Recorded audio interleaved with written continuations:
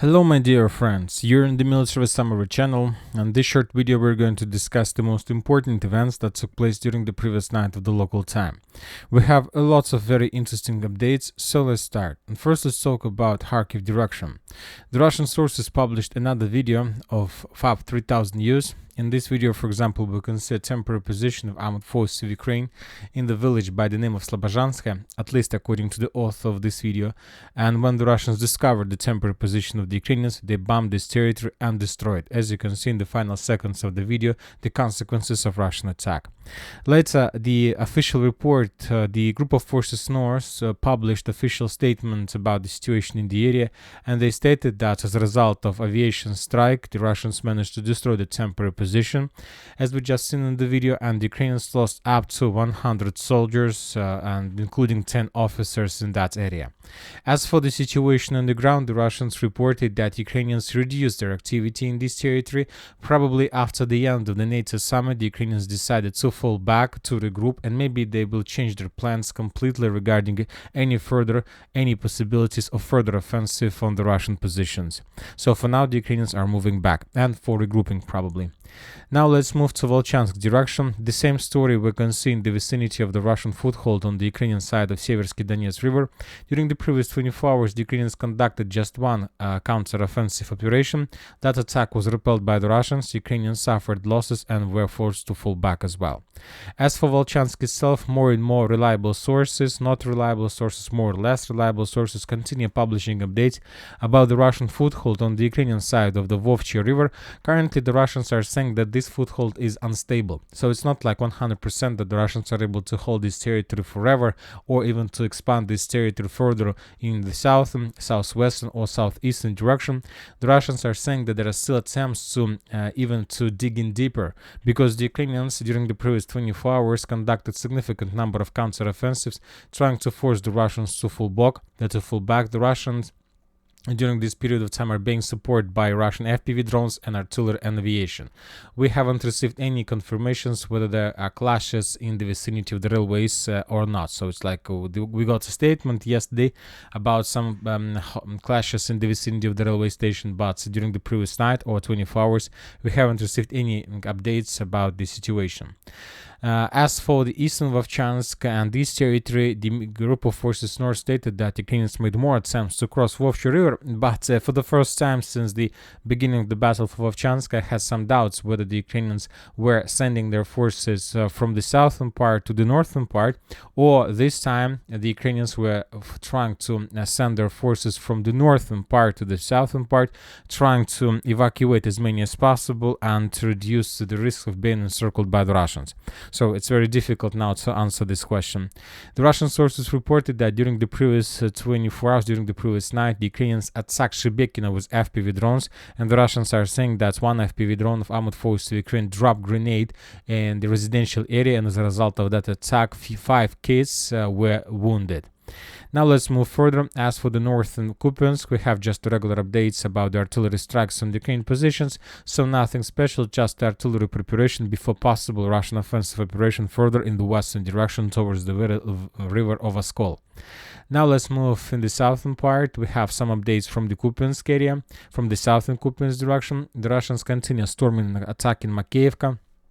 All the same story, artillery strikes that seems to hunt and to destroy the Ukrainian mortar positions, the Ukrainian sniper positions, the Ukrainian machine gun positions, but without any changes on the ground. As for Sever's direction, we have just small update from Deep State. According to them, they just confirmed the information that most of the mappers already discussed yesterday about Russian additional progress in the northeastern part of Razdolovka. The funniest and the most important thing from reports of Deep State is that they still haven't confirmed Russian control over the village by the name of Razdolovka, regarding the fact that there was a video published by the Russians with the flag raised in the northern part of the settlement. Now let's move further. We are bypassing Chasiv Yar, and we have nothing to talk about New York, Pivnichno-Toretsk, New York agglomeration. And now we are moving to the western Avdiivka direction. We have additional updates and very important ones. According to different mappers, the Russians managed to improve a little bit their positions further in direction of Vozdvizhenka. Few more tree lines were captured by the Russians. As we can see, the Russians are trying to increase the semi-encirclement of the first stronghold between Vozdvizhenka and Novoalexandrovka itself. As soon as the Russians are able to get additional positions, most likely along this tree line, and most likely the northern tree line, the Russians will begin offensive towards this village as well, with the purpose to get as close as possible to the main supply road N32 between Pokrovsk and Konstantinovka. Very interesting updates are coming from Novosilovka Persha. This night, most of the mappers have adjusted their maps, adding additional control of the armed Russian force of Russian Federation along the main tree lines. So this is the situation in this direction according to different mappers, let's say somewhere in the middle of the night. So the Russians captured additional tree lines, and the most important, the Russians captured this stronghold, one of the biggest stronghold, the biggest stronghold in the northern part of Novosilovka Persha. But this morning, some reliable pro-Russian sources at 5 p.m. of the local 5 a.m. of the local time, the Russian sources reported that as a result of unexpected offensive operation, the Russians managed to break through the Ukrainian defense belt in the northern and the central part of Novosilovka Persha and to capture significant territories just as a result of one attack. So, summarizing everything, and according to pro-Russian mappers, currently the Russians establish control over something like this in the northern and the central part of the settlement. Significant control. Obviously, now the northern part of Novosilovka Persha is split in two parts: the western, northwestern, and the northeastern. Northeastern most likely will fall very soon, and of course the southern part, but very likely the Ukrainians are not going to show any resistance in this area, and within the next few days, or even a day, or maybe this previous night, they have already done this, the Ukrainians will abandon their positions completely towards the mainland, using the last evacuation route they have. Very interesting updates are coming from Krasnohorivka. First, we receive the satellite picture of fire anomalies, the entire city and the rest of the city, the rest of the territories that are still remains under Ukrainian control under very heavy fire, as you can see. And right before we start making this video, also during the previous night, so we can say the Russian sources published the video, the maps that the Russians managed to establish almost complete control over the city. Around 90% is already under complete Russian control. So as you can see this map, and according to map, if we add this progress and these updates to our map, we're gonna see that most likely the Russians managed to establish complete control over something like this. So of course this is significant progress. Additional territories were abandoned by the Ukrainians, additional significant territories were abandoned by the Ukrainians, and if this information is correct, if this information will find some geolocated confirmations, then we can make a conclusion that Ukrainians are about to abandon their positions completely and to move further to Shmita streets and to Dachna and Miru streets, so towards the mainland, to the villages like Zaryana and Kurachovka. Obviously, during the next week, or maybe by the end of this week, the Ukrainians will lose the main part of Krasnohorivka somewhere till this line, and these streets, probably Shmita, and these streets will be captured during the next month because they are not so important. We haven't received anything about any other direction, just regular updates, missile strikes, aviation bombings, and so on. Very interesting updates are coming from Moscow. Today, some pro-Russian sources published very interesting reports. First, let's talk about this one. According to information we have, according to Fox News, the Russians are planning to support Donald Trump in the upcoming elections. Furthermore, the Russians, probably IT services, IT forces, will help Donald Trump to win Joe Biden. So this is, of course, very important update, but not the most. And this is very interesting post. Some very reliable Russian sources reported that this autumn, in few months, the Russians are planning to conduct rotation, mobilization, and demobilization. So the Russians, according to information we have, are planning to send for vacation for 200,000 soldiers that are currently located on the territory of the special military operation. Once again, during the upcoming autumn, the Russians are planning to send for vacation 200,000 soldiers.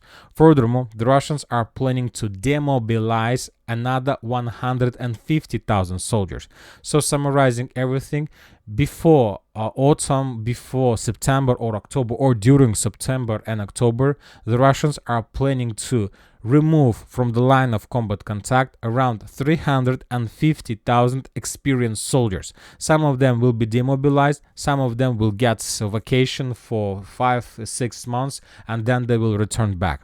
So obviously this is a significant number of soldiers that will be removed from the line of combat contact, and we understand that the Russians need to replace them by somebody. So most likely during the same period of time, the Russians will announce another mobilization for another 350,000 soldiers. So to replace those who would be sent to vacation and those who would be demobilized completely. And this is very important because in 2, 3, 4 months, the 200,000 soldiers would return back from vacation, and the Russians will be able to get around 500,000 group of forces that can be used on many directions. So summarizing everything, we can make a conclusion that today, starting on the 12th of July, the Russians began the preparation for final battle of 2024. And there are few options, of course. Most likely this might be the battle for Kharkiv due to the number of forces that the Russians are planning to mobilize and so on. And of course the battle for Kramatorsk, Slavyansk, Konstantinovka, the heart of Donbas arc operation. And the Russians began once again the preparation for this right now. As for Ukraine, they continue asking for more weapons from different countries, mainly from the United States of America. And today, the United States of America, during the meeting between Zelensky and Joe Biden, where Joe Biden calls Zelensky Putin, and he called the president of Ukraine Putin, promised additional military package, additional military help, and this military help serves to reinforce Ukrainian air defense, mainly air defense, and of course artillery rounds. So the United States of America continues to support Ukrainian defense states, and no even attempts to send any weapon that can allow the Ukrainians to begin counteroffensive, just to defend, just to hold the line, and just to not allow the Russians to get additional towns, cities, or something like Kharkiv or even Odessa. On the other hand, we receive very interesting report that most of the American air bombs and missiles are made mostly from Chinese chips and components, according to the Wall Street Journal. So very funny, because according to information we have during the previous days, United States of America blamed China for hundreds of times that they support Russia and sell them parts and chips and components that the Russians are using for production of missiles. And now we see completely the same story from the United States of America, that their bombs and their missiles are being made by the same chips, by the same companies. Maybe this is the thing that worries and bothers them most of all, that they're doing the same missiles, the same bombs. Who knows? And that's it for the short video. Military Summary channel reminds we condemn any violence in the world. Thank you for watching. Subscribe to my channel, put your likes, join my Patreon, and have a good day. Bye bye.